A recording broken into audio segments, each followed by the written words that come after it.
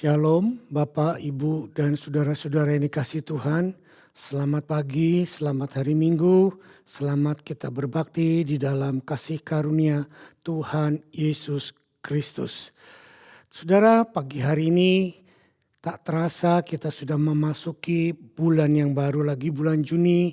Dan juga oleh anugerah Tuhan kita sudah khususnya di Australia, kita sudah menikmati banyak pembukaan-pembukaan baru dan kita sudah dilewati dari masa-masa yang sangat-sangat krusial dan sekarang mulai menuju ke arah perubahan normal.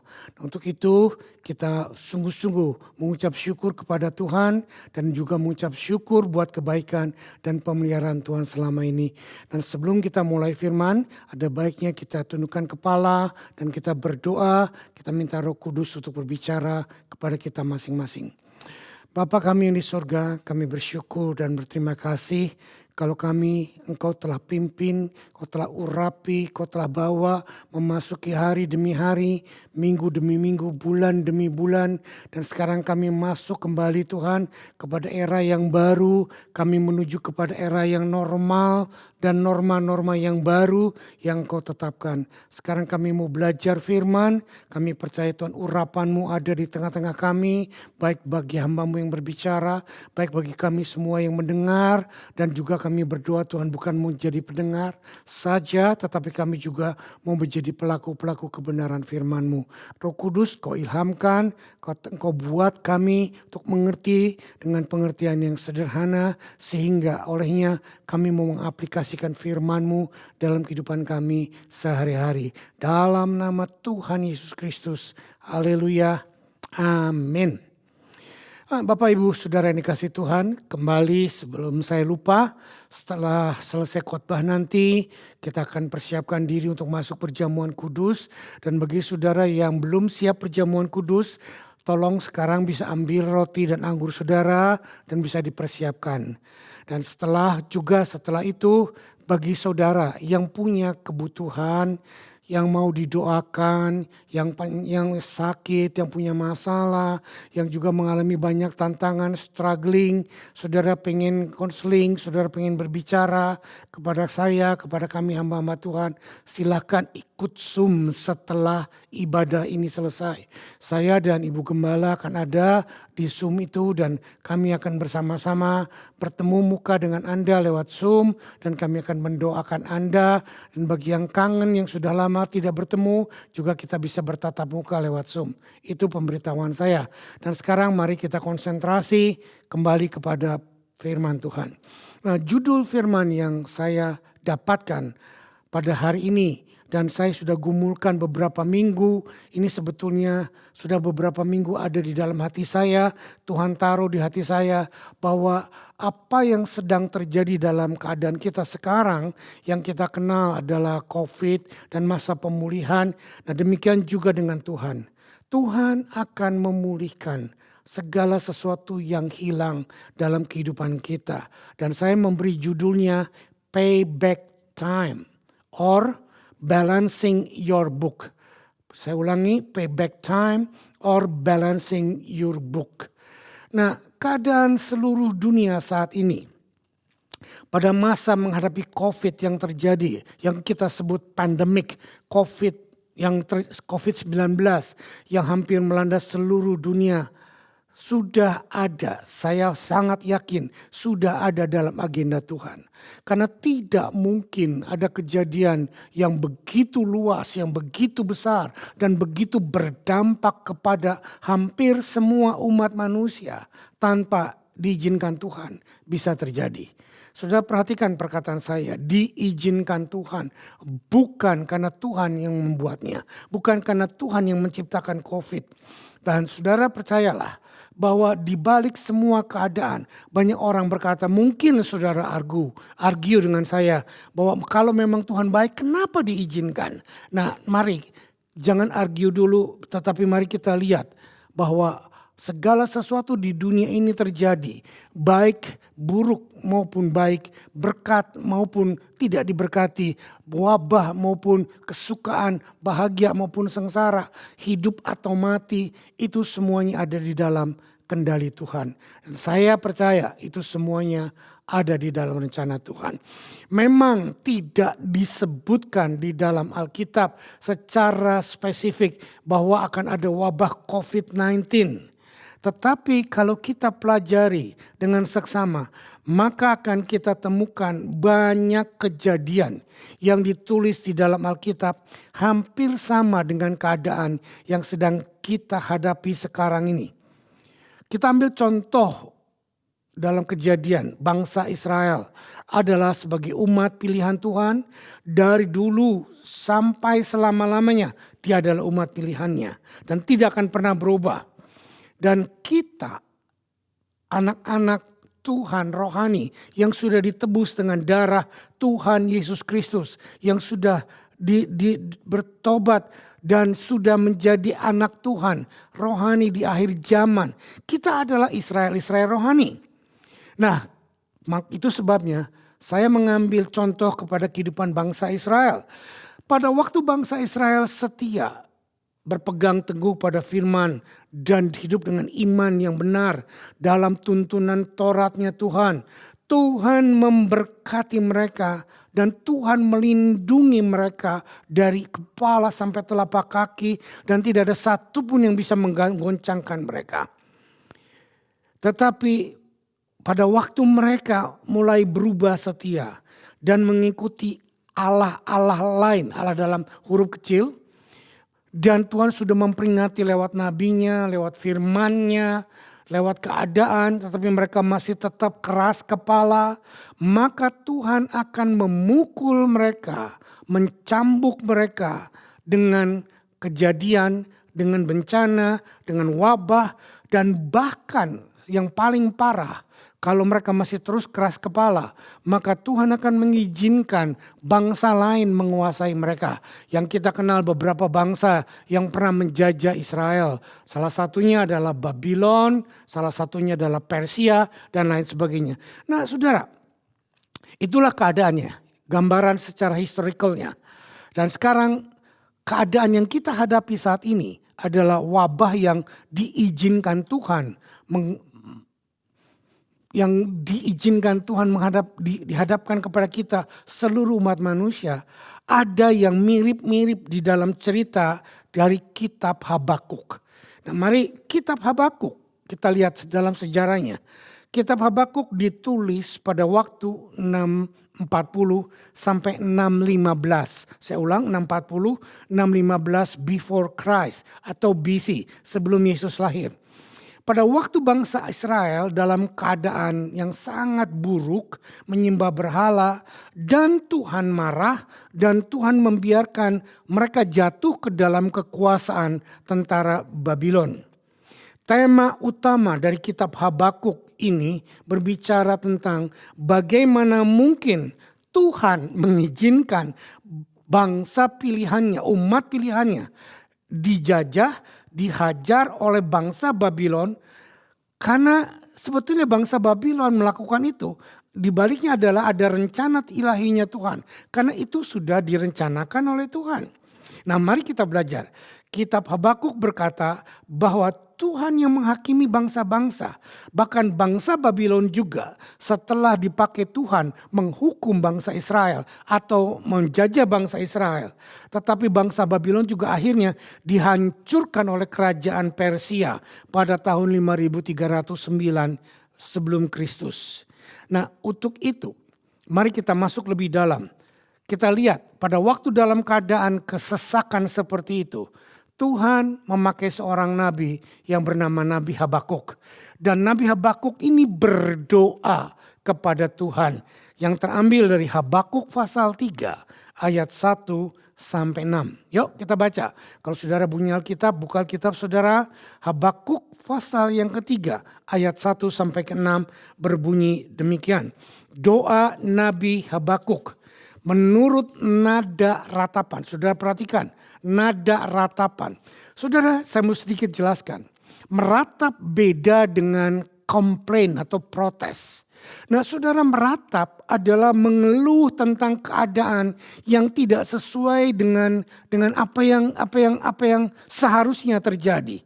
mengeluh bukan protes, tetapi mengeluh menyampaikan penderitaan kita, keluh kesah kita kepada Tuhan. Itulah ratapan. Sementara komplain adalah protes, menuduh Tuhan tidak benar, menuduh Tuhan yang melakukan segala perkara. Nah, itulah protes.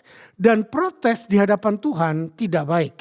Tetapi mengeluh di hadapan Tuhan adalah pada waktu kita menghadapi stres, pada waktu kita menghadapi situasi seperti COVID ini yang kita tidak tahu sebabnya dan dampaknya begitu luas, baik kesehatan maupun sosial, bisnis, ekonomi, politik dan lain sebagainya. Nah, kalau saudara terdampak dengan COVID dan saudara mau mengeluh kepada Tuhan, silahkan. Mengeluhlah kepada Tuhan karena Tuhan mendengar keluhan. Ayat 2, Nabi Habakuk pasal 3 ayat 2. Tuhan, telah kudengar kabar tentang engkau dan pekerjaanmu ya Tuhan. Ku takuti. Sudah lihat, Nabi Habakuk berkata bahwa aku telah mendengar engkau perkasa, engkau baik, engkau hebat. Dan aku takut akan engkau, bukan takut pencuri kepada polisi. Tetapi takut di sini adalah reverence. Betul-betul Habakuk itu nabi yang sangat menghormati Tuhan. Nah, selanjutnya, hidupkanlah itu dalam lintasan tahun. Nyatakanlah itu dalam lintasan tahun. Dalam murka ingatlah akan kasih sayang. Saudara perhatikan, Nabi Habakuk tahu bangsa Israel sedang mengalami murka Tuhan. Tetapi dia pun memohon, mengeluh, memberikan satu appeal kepada Tuhan. Tuhan, kau murka memang layak, tetapi dalam murkamu ingatlah bahwa engkau juga seorang yang atau Tuhan yang penuh dengan kasih sayang. Sudah perhatikan ini. Ya, ayat ketiga. Yuk kita baca ayat ketiga. Allah datang dari negeri teman dan yang maha kudus dari pegunungan Paran. Sela, keagungannya menutupi segala langit dan bumi pun penuh dengan pujian kepadanya. Saudara, di tengah keluhan melihat murkanya Tuhan, tetapi Habakuk juga menyampaikan pujian kepada Tuhan. Ayat 4, ada kilauan seperti cahaya, sinar cahaya dari sisinya, dan disitulah terselubung kekuatannya. Ayat 5 ini penting. Mendahuluinya berjalan penyakit sampar dan demam mengikuti jejaknya. Saudara perhatikan, saya ulangi. Mendahulunya berjalan penyakit sampar dan demam mengikuti jejaknya. Gejala COVID seperti ini. Penyakit sampar, sesak napas dan demam mengikutinya. Saudara, bangsa Israel dipukul Tuhan seperti itu.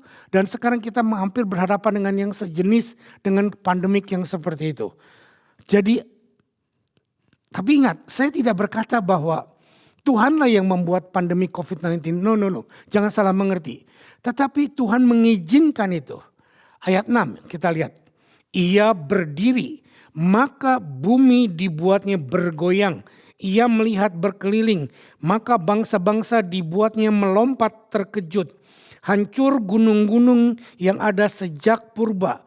Merendah bukit-bukit yang berabad-abad, itulah perjalanannya berabad-abad. Saudara, karena murkanya Tuhan, gunung-gunung hancur. Dan keadaan-keadaan yang tidak benar hancur. Dan semuanya diporak-porandakan. Nah, sering kali kita melihat cara kerja Tuhan itu berbeda dengan apa yang kita pikirkan. Kita mungkin berpikir, bukankah Tuhan Maha Kasih? Tuhan tidak mungkin mengizinkan umatnya kehancuran. Betul, saya setuju Tuhan tidak mungkin mengizinkan umatnya dihancurkan. Dan murkanya Tuhan bukan untuk menghancurkan. Murkanya Tuhan, tadi dikatakan bahwa Habakuk pun percaya bahwa Tuhan punya perjanjian yang kekal dengan bangsa Israel. Jadi tidak mungkin berubah. Tetapi murkanya, marahnya Tuhan adalah marah yang mendidik, marah yang membuat bangsa Israel kembali kepada jalan yang benar. Seringkali jalan Tuhan itu sulit untuk dimengerti dan penuh dengan misteri. Tetapi Alkitab kita berkata tentang misteri ini. Yuk kita buka Habakuk pasal yang kedua ayat yang keempat. Habakuk pasal 2 ayat yang keempat berbunyi demikian. Sesungguhnya orang yang membusungkan dada tidak lurus hatinya. Tetapi orang yang benar itu hidup oleh percayanya. Saya ulang. Habakuk pasal 2 ayat yang keempat. Sesungguhnya orang yang membusungkan dada tidak lurus hatinya. Tetapi orang yang benar itu akan hidup oleh percayanya. Dengan kata lain, kalau kita membusungkan dada, kita sombong di hadapan Tuhan, dan yang ini boleh dikatakan kesimpulan saya. Dan selama saya hidup sudah hampir 60 tahun lebih, dan saya melihat memang bukan belakangan, era zaman sekarang, manusia itu sangat sombong, merendahkan Tuhan. Dan mereka hidup dengan caranya mereka membuat gunung-gunung dengan karir mereka, egonya mereka, yang mereka kerjakan semua selfish buat diri mereka. Dan saya percaya Tuhan tidak berkenan dengan jalan hidup yang demikian. Tuhan mau kita hidup dipimpin oleh Dia berdasarkan iman atau percayanya. Ayat Habakuk pasal 2 ayat 4 ini sangat keras buat kita, bahwa sesungguhnya orang yang membusungkan dada tidak lurus hatinya. Tetapi orang yang benar itu akan hidup oleh percayanya. Dan ayat ini amat sangat terkenal di Perjanjian Baru, dikutip di dalam tiga kitab, tiga buku. Tapi saya ambil satu saja di dalam Roma 1 ayat 17. Kita buka Roma pasal 1 ayat 17 mengutip tentang Habakuk 2 ayat 4. Roma 1 ayat 17 berkata demikian. Sebab di dalamnya nyata kebenaran Allah yang bertolak dari iman dan memimpin kepada iman. Seperti ada tertulis, dikatakan seperti ada tertulis. Orang benar akan hidup oleh iman. Saudara, Tuhan mengganjar anak-anak pilihannya. Tuhan mengganjar umat pilihannya Israel. Tuhan juga mengganjar atau mendidik, menghardik kita dengan kasih-Nya. Supaya kita bukan lagi hidup dengan karir kita, dengan pendidikan kita, dengan sosial ekonomi kita, dengan kemampuan kita, skill kita. Bahkan yang parah, kita punya talenta. Talenta itu bakat yang diberikan Tuhan. Tetapi kita hampir tidak pernah bersyukur dengan talenta yang kita punya. Kita pikir itu memang sudah milikku, punyaku. Saudara, dalam hidup ini tidak ada yang punya kita. Jadi Tuhan mau kita kembali hidup bersandar dan percaya kepadanya. Orang benar akan hidup oleh iman. Keadaan bangsa-bangsa termasuk bangsa Israel dalam keadaan hajaran Tuhan dan menderita sangat susah. Secara fisik, sosial, ekonomi, dan juga dalam keadaan-keadaan yang lain. Saudara, kalau saudara mengikuti khotbah saya beberapa minggu yang lalu, saya berkata bahwa dampak yang dikerjakan oleh COVID atau apa yang dihancurkan oleh COVID itu dua. Satu, kesehatan. Kedua adalah sosial dan ekonomi. Saudara, dampak kesehatan mungkin sebentar lagi akan selesai. Dengan mungkin ditemukannya vaksin dan kita juga sekarang sudah mulai kembali sehat. Tetapi dampak sosial ekonominya ini yang mungkin baru bisa kembali bertahun-tahun dan akan memasuki fase yang sangat sulit. Bahkan banyak bisnis yang kena, banyak keluarga yang kena, banyak depresi menghampiri keluarga. Dan banyak kehidupan-kehidupan yang lain tidak lagi bisa kembali seperti yang normal. Tetapi saya mau berkata, ikuti polanya Tuhan. Ikuti ajarannya Habakuk. Habakuk berkata bahwa engkau sungguh amat sangat baik. Yuk kita buka Habakuk 3 ayat 12 sampai 19. Bagaimana caranya kita mensiasati keadaan dalam keadaan yang terpuruk, yang hancur seperti itu. Kita lihat Habakuk 3 ayat 12 sampai 19. Ayat 12 berkata demikian. Dalam kegeraman engkau melangkah melintasi bumi. Dalam murka engkau menggasak bangsa-bangsa. Engkau berjalan maju dan menyelamatkan umatmu. Untuk berjalan menyelamatkan untuk menyelamatkan orang yang kau urapi. Saya ulang ayat 13. Engkau berjalan maju untuk menyelamatkan umatmu, untuk menyelamatkan orang yang kau urapi. Engkau meremukkan bagian atas rumah orang-orang fasik dan kau buka dasarnya sampai batu yang penghabisan. Selah. 14. Engkau menusuk dengan anak panahnya sendiri, kepala laskarnya yang mengamuk untuk menyerahkan aku. Dengan sorak-sorai seolah-olah mereka menelan orang tertindas secara tersembunyi. Dengan kudamu engkau menginjak laut, timbunan air yang membuih. Ketika aku mendengarnya, gemetarlah hatiku. Mendengar bunyinya, menggigilah bibirku. Tulang-tulangku seakan-akan kemasukan sengal dan aku gemetar di tempat aku berdiri. Namun dengan tenang akan kunantikan hari kesusahan yang akan mendatangi bangsa-bangsa yang bergerombolan menyerang kami. Saudara, yuk kita baca sama-sama ayat ke-17. Ini ayat yang terkenal sekali, yang sering dikutip, sering dipakai oleh kita. Habakuk 3 ayat 17. 2, 3. Sekalipun pohon ara tidak berbunga, pohon anggur tidak berbuah, hasil pohon zaitun mengecewakan, sekalipun ladang-ladang tidak menghasilkan bahan makanan, kambing domba terhalau dari kurungan, dan tidak ada lembu sapi dalam kandang. Namun aku akan bersorak-sorak di dalam Tuhan, beria-ria di dalam Allah yang menyelamatkan aku. Allah Tuhanku itu kekuatanku. Ia membuat kakiku seperti kaki rusa. Ia membiarkan aku berjejak di bukit-bukitku untuk pemimpin biduan dengan permainan kecapi. Saudara, inilah yang Alkitab katakan. Bahwa seperti yang saya katakan tadi, dampak dari COVID adalah dampak sosial yang lebih luas.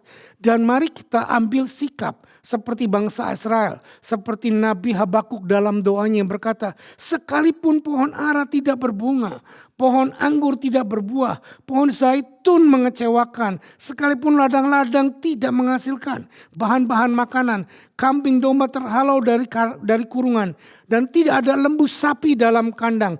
Namun aku akan bersorak-sorak di dalam Tuhan, beria-ria di dalam Allah yang menyelamatkan aku. Saudara perhatikan, mungkin kau kehilangan bisnis, mungkin kau kehilangan pekerjaan, mungkin kehilangan damai sejahtera, mungkin kau kehilangan kesehatan, mungkin kau kehilangan banyak mimpi-mimpi. Tetapi don't give up, jangan menyerah. Seperti Habakuk berkata, namun aku akan bersorak-sorai di dalam Tuhan, beria-ria di dalam Allah yang menyelamatkan aku.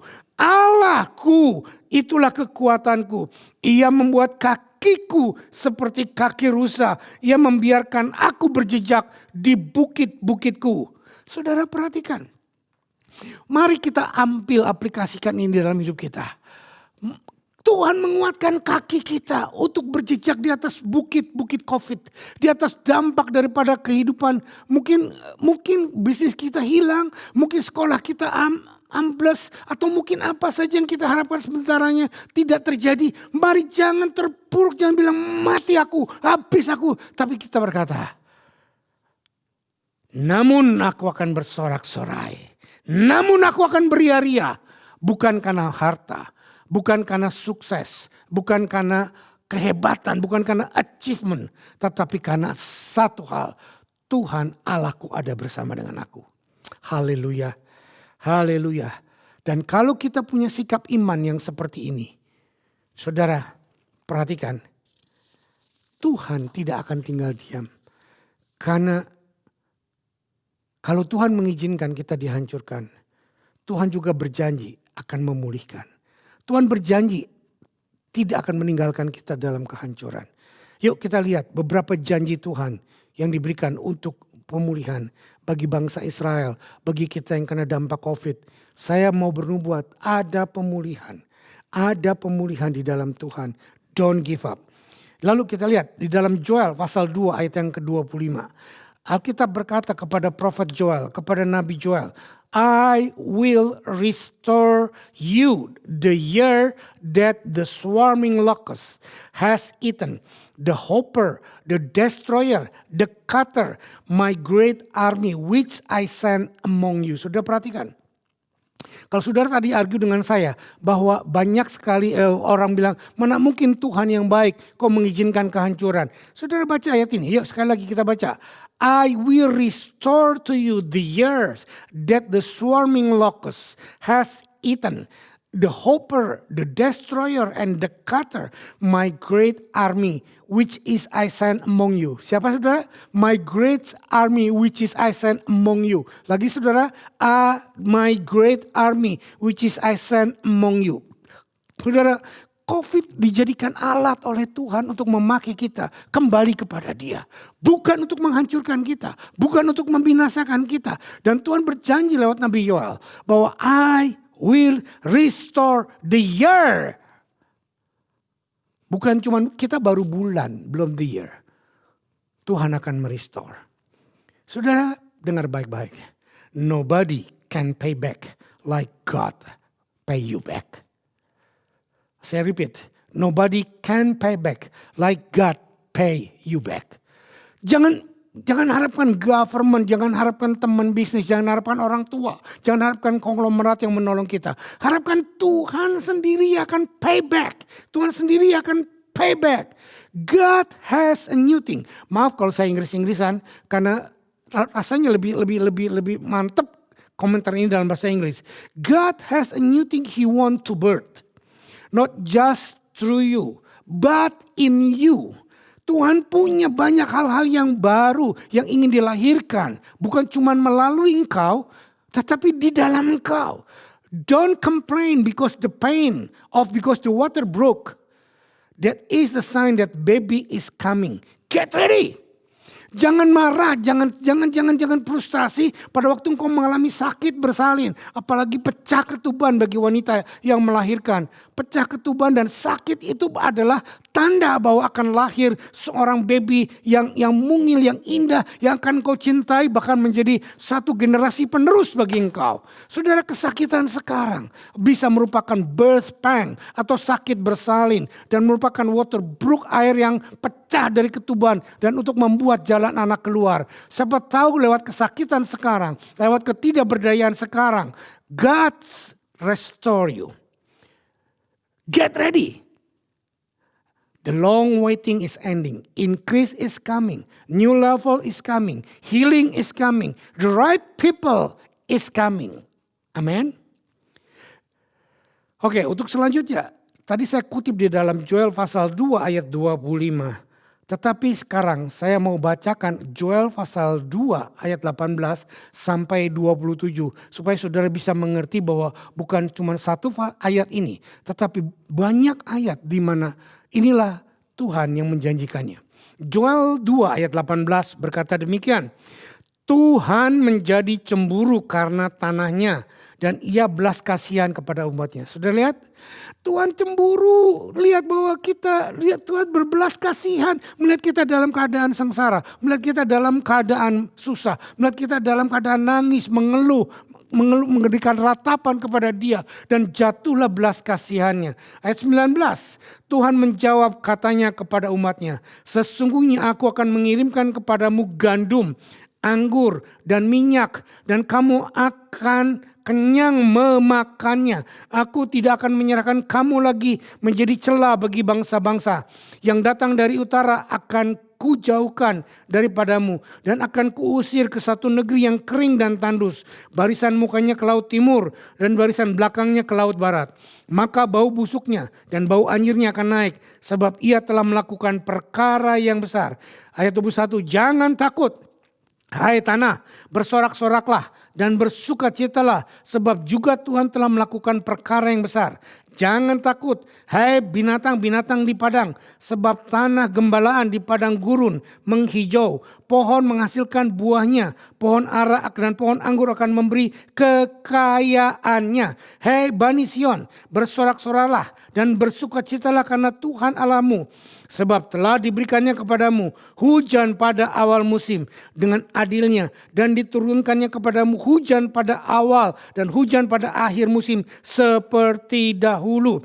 Tempat-tempat pengirikan akan menjadi penuh dengan gandum, dan tempat-tempat pemerasan kelimpahan anggur dan minyak. Aku akan memulihkan kepadamu tahun-tahun yang hasilnya dimakan habis oleh belalang pelahap, belalang pindahan, belalang pelompat, belalang pengerip, tentaraku yang kukirim ke atasmu. Ayat 26. Maka kamu akan makan banyak-banyak dan menjadi kenyang. Dan kamu akan memuji-muji nama Tuhan Allahmu yang telah memperlakukan kamu dengan ajaib. Dan umatku tidak akan menjadi malu lagi untuk selama-lamanya. Kamu akan mengetahui bahwa aku ini ada di antara orang Israel. Dan bahwa aku ini Tuhan adalah Allahmu dan tidak ada yang lain. Dan umatku tidak akan menjadi malu lagi untuk selama-lamanya. Saudara dengar baik-baik. Itulah janji pemulihan dari Tuhan. Aku akan memulihkan kepadamu tahun-tahunnya. Kamu akan makan sampai banyak, sampai kenyang. Dan kamu akan memuji-muji nama Tuhan Allahmu yang telah memperlakukan kamu dengan ajaib. Garis bawahi, memperlakukan kamu dengan ajaib. Saudara jangan bertanya, dari mana pemulihan akan datang? Bagaimana bisnismu akan pulih? Bagaimana sekolahku akan pulih? Bagaimana rumah tanggaku akan pulih? Jangan tanya, itu urusannya Tuhan. Tuhan berkata bahwa aku akan melakukannya dengan ajaib. Apa itu ajaib? Ajaib adalah miracles. Miracle itu adalah sesuatu yang tidak bisa diperhitungkan dengan akal sehat manusia. But God will do it for you and for me. Mungkin kau berkata, ya tapi saya juga salah sih, saya berdosa, saya begini. Saudara dengar baik-baik. Janji pemulihan Tuhan bukan hanya untuk orang yang benar. Janji pemulihan Tuhan bukan hanya untuk orang yang baik. Tapi janji pemulihan Tuhan juga untuk orang berdosa. Even if you don't deserve it, even if you don't think it is going to happen, God is going to surprise you and do it anyway. It's because your Father cannot wait to give you His word. His word is filled with joy, filled with favor, filled with blessing. Saudara, intinya satu. Percaya kepada janji pemulihan Tuhan. Imani itu. Dan berbalik. Kalau engkau memang berdosa. Kalau memang engkau berbuat kesalahan. Engkau hidup di dalam kekelaman. Engkau hidup di dalam kesombongan. Dalam kepahitan. Hidup dalam keadaan yang tidak sesuai dengan firman Tuhan. Kembali kepada Tuhan. Kembali kepada Tuhan. Biarkan Tuhan memulihkanmu. Ayat pegangan untuk saudara. Mazmur 107. Ayat 17 sampai 21. Saya ulang, Mazmur 107 ayat 17 sampai 21. Mazmur 107 ayat 17 berkata demikian. Ada orang-orang menjadi sakit oleh sebab kelakuan mereka yang berdosa. Dan disiksa oleh sebab kesalahan-kesalahan mereka. Mereka muak terhadap segala macam makanan. Dan mereka sudah sampai kepada pintu gerbang maut. Maka berseru-serulah mereka kepada Tuhan dalam kesesakan mereka. Dan diselamatkannya mereka dari kecemasan mereka. Disampaikannya firman-Nya dan disembuhkannya mereka. Diluputkannya mereka dari liang kubur. Biarlah mereka bersyukur kepada Tuhan karena kasih-Nya, karena perbuatan-perbuatannya yang ajaib terhadap anak-anak manusia. Saudara perhatikan, ada orang-orang yang menjadi sakit sebab kelakuan mereka yang berdosa. Dengan kata lain, ini adalah orang-orang yang hidup di dalam dosa dan melakukan dosa. Saya tidak berkata pada waktu engkau berdosa Tuhan berkenan. No. Tetapi setelah diajar oleh Tuhan, diganjar oleh Tuhan, mereka muak terhadap makanan itu udah jelas sakit. Mereka tidak bisa makan. Mereka muak dengan makanan. Mereka sudah sampai kepada alam gerbang maut. Mereka sudah sampai kepada pintu gerbang maut. Sudah perhatikan dengan kata lain. Mereka sudah mati segan hidup pun tak ingin. Mereka sudah dalam keadaan yang sangat stres.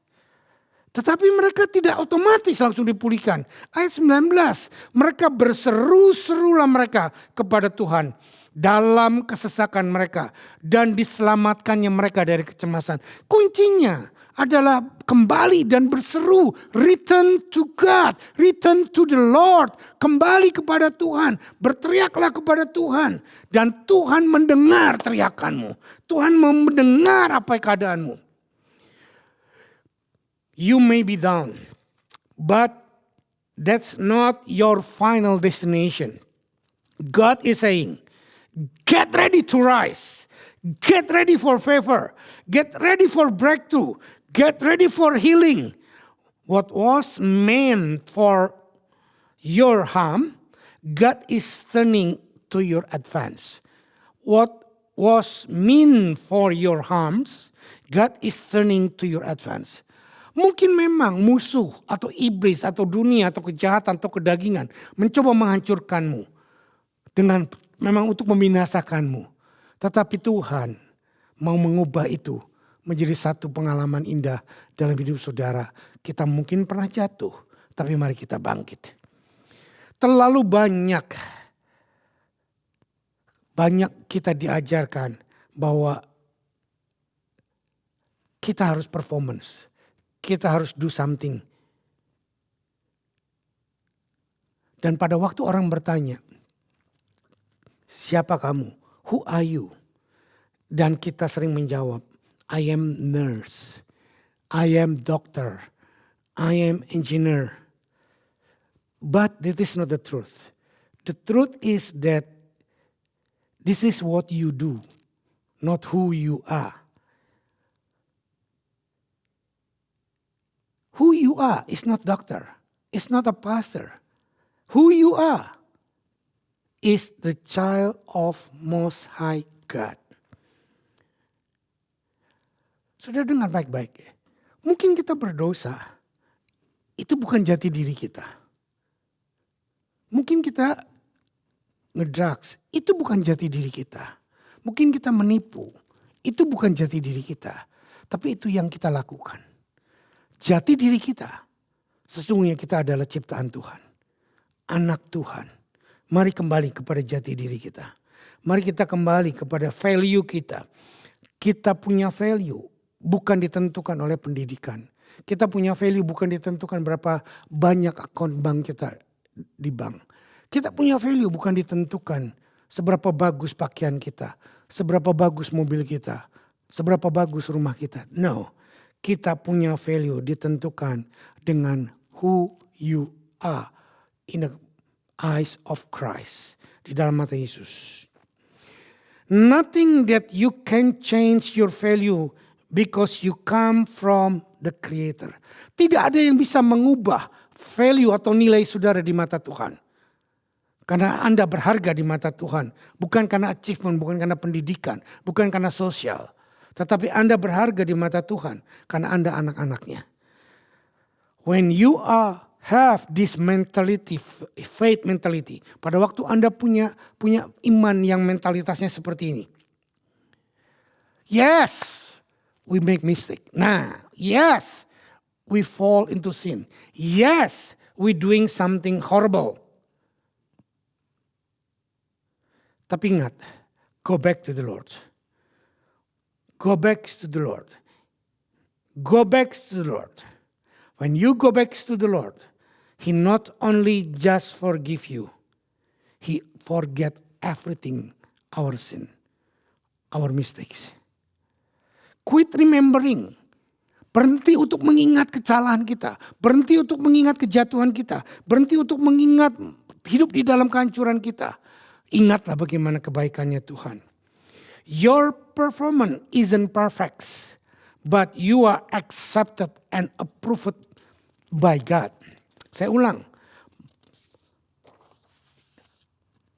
My performance, your performance isn't perfect, but you are accepted and approved through your faith to the finished work of Jesus Christ on the cross. That's what matters to God. Saudara, hidup kita nggak sempurna. Perbuatan kita nggak sempurna. Kita mungkin jatuh bangun. Mari kita bangkit kembali. Minta anugerah Tuhan. Hidup di dalam iman. Dan percaya kepada apa yang sudah Yesus kerjakan. Selesai di atas kayu salib. Itu yang sangat berarti. Itu yang sangat berarti. Haleluya. Inilah yang sebetulnya yang harus kita kerjakan. Pada waktu dalam keadaan seperti ini. Enggak ada satupun manusia yang mungkin tidak kena dampak. Bohong kalau enggak kena dampak. Saya percaya kita semua berdampak. Even yang dapat government allowance, even yang dapat banyak hal. Tetapi saya percaya ada dampaknya. Kita enggak bisa ketemu orang, kita enggak bisa bergaul biasa. Kita dalam keadaan kesulitan ini, kesulitan itu. Nah, tetapi mari ingatlah. Punyalah iman. Bahwa Tuhan will pay you back. Dengar baik-baik. God will pay you back not because he is make a mistake. Tuhan mau membayar saudara kembali bukan karena dia buat salah. Bukan karena dia yang berdosa terhadapmu. No, bukan. Tetapi karena dia mengasihimu. Dan dia ingin mengembalikan apa yang hilang dari hidupmu. Nah, dalam pembukuan ada istilah balancing. Dan saya mengambil ini, jadi tadi God will pay you back, tetapi saya juga akan mengambil istilah pembukuan. God will balancing your books. When you have attitude that you have faith and trust in God, meskipun dalam keadaannya sekitar kita belum pulih, belum kembali. Mungkin kita masih ke dalam keadaan terseok-seok jalan. Tapi bangkit dan berjalanlah bahwa kita punya iman. Pada waktu Tuhan bangkit, izinkan Tuhan berjalan. Pada waktu kita mengizinkan Tuhan bangkit, apa yang terjadi? Your enemy will scattered. Depression will scattered. Lack will scattered. Trouble will scattered. Dan semua persoalan, penyakit akan scattered. When you let him rise, semua belenggu-belenggu akan dihancurkan. Ya, ini bukan tafsiran saya. Ini kita lihat janji Tuhan di dalam Alkitab. Yeremia 33 ayat 6 sampai 9. Yeremia 33 ayat 6 sampai 9 berbunyi demikian. Ayat 6, sesungguhnya aku akan mendatangkan kepada mereka kesehatan dan kesembuhan. Dan aku akan menyembuhkan mereka dan akan menyingkapkan kepada mereka kesejahteraan dan keamanan yang berlimpah-limpah. Aku akan memulihkan keadaan Yehuda dan Israel dan akan membangun mereka seperti dahulu. Aku akan mentahirkan mereka dari segala kesalahan mereka yang mereka lakukan dengan berdosa terhadap aku. Dan aku akan mengampuni segala kesalahan yang mereka lakukan dengan berdosa dan dengan memberontak terhadap aku. Dan kota ini akan menjadi pokok kegirangan, ternama, terpuji, dan terhormat bagiku di depan segala bangsa di bumi yang telah mendengar tentang segala kebajikan yang telah kulakukan kepadanya. Mereka akan terkejut dan gemetar karena segala kebajikan dan segala kesejahteraan yang kulakukan kepadanya. Saudara lihat, janji sekali lagi lewat Yeremia. Nabi Yeremia, Tuhan berkata, God say, my restoration is coming. New beginning is coming. Breakthrough is coming. Abundance is coming. Victory is coming. The pain is only temporary, but the joy will go forever. Tuhan berjanji akan mendatangkan kesehatan, kesembuhan, pemulihan. Dan pada waktu Tuhan berjanji, tidak ada satupun yang bisa membatalkannya. Tidak ada satupun keadaan yang bisa meniadakannya. Even Tuhan sendiri tidak akan lakukan itu. Apalagi setan, enggak mungkin. Nah, selanjutnya ayat yang berikutnya. Supaya saudara tambah yakin, saya bacakan ayat yang lain. Kita lihat, Yeremia lagi, Yeremia 33 ayat 23 sampai 26. Yeremia 33 ayat 23 sampai 26 berbunyi demikian. Firman Tuhan datang kepada Yeremia bunyinya. Tidakkah kau perhatikan apa yang dikatakan orang-orang ini? Kedua kaum keluarga yang dipilih Tuhan itu telah ditolaknya, dengan demikian mereka menghina umatku. Dianggapnya bukan satu bangsa lagi. Saudara perhatikan, mungkin saudara gak ngerti, saya jelaskan sedikit. Bahwa pada waktu bangsa Israel diserahkan kepada penjajahan Babilonia, banyak bangsa-bangsa lain berkata, kapok loh bangsa Israel. Dua bangsa Israel, dua suku bangsa Israel yang dikatakan adalah Yehuda dan Efraim. Dan mereka semuanya membentuk kerajaan Israel. Dikatakan, tidakkah kau perhatikan apa yang dikatakan orang-orang ini? Kedua kaum keluarga yang dipilih Tuhan itu telah ditolaknya. Saudara, keadaan bangsa Israel pada waktu itu dijajah oleh Babil dan bangsa-bangsa lain berkata Israel ditolak Tuhan.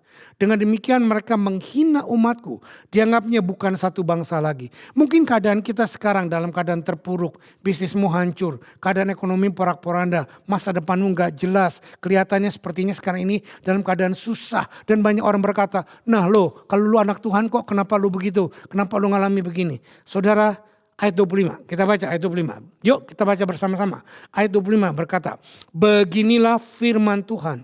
Jika aku tidak menetapkan perjanjianku dengan siang dan malam dan aturan langit dan bumi, maka juga aku pasti akan menolak keturunan Yakub dan hambaku Daud, sehingga berhenti mengangkat dari keturunannya orang-orang yang memerintah atas keturunan Abraham, Ishak dan Yakub, sebab aku akan memulihkan keadaan mereka dan menyayangi mereka. Saudara perhatikan, Tuhan berkata, beginilah firman, jika aku tidak menetapkan perjanjianku dengan siang dan malam, dengan aturan langit dan bumi, maka pasti aku sudah menolak keturunan Yakub. Saudara, Tuhan tidak pernah menolak keturunan Yakub. Tuhan tidak pernah menolak Anda. Tuhan tidak pernah menolak saya. Tuhan menetapkan perjanjiannya dengan abadi. Wow.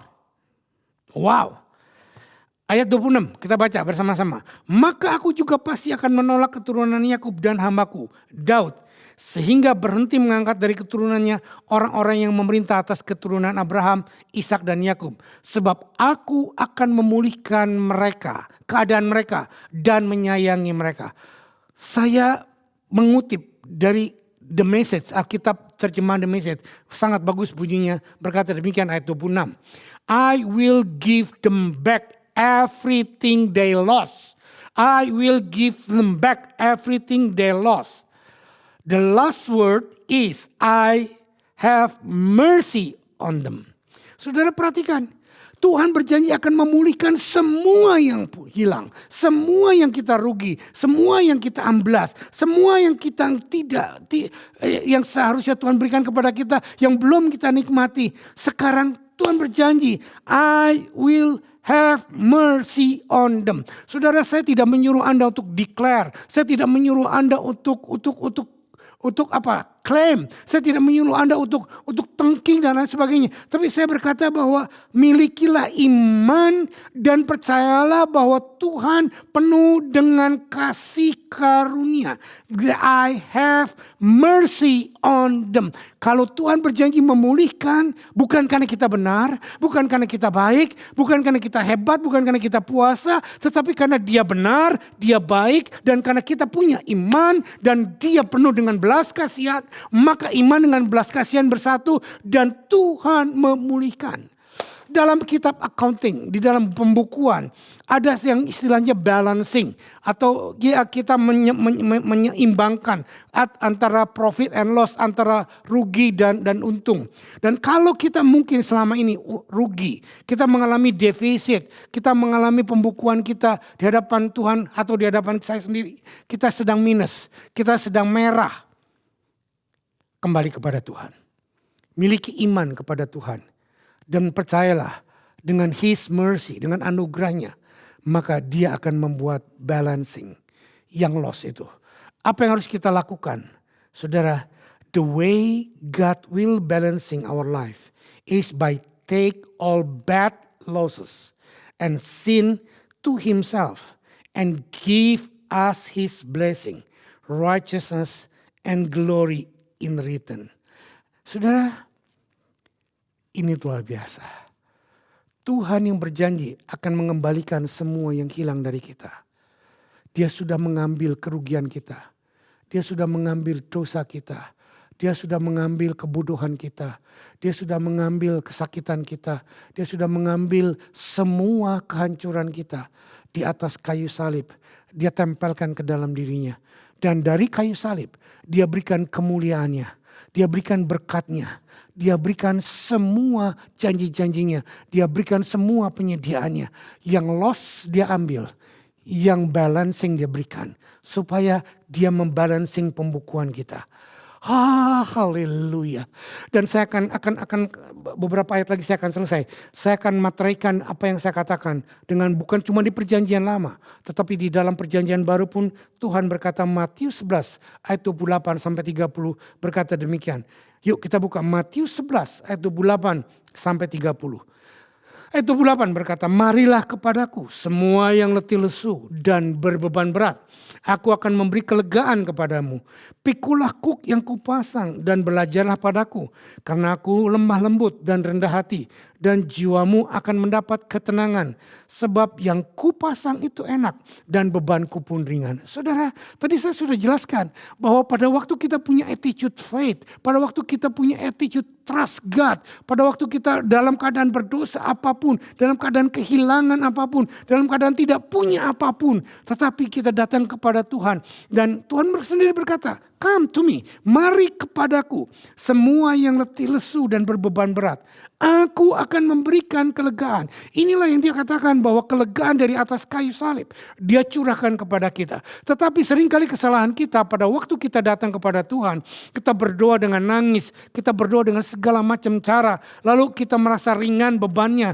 Lalu kita pergi begitu saja. Tetapi Tuhan mau berkata, no, pikulah kuk yang kupasang. Setelah kita melepaskan semua beban kita, masalah kita, kehancuran kita ambil beban dari Tuhan. Nah, beban dari Tuhan itulah berkat. Beban dari Tuhan itulah kasih karunia. Beban dari Tuhan itulah kebenaran yang dipikulkan kepada kita. Kita berjalan di dalamnya. Terjadi barter, terjadi trade in di atas kayu salib.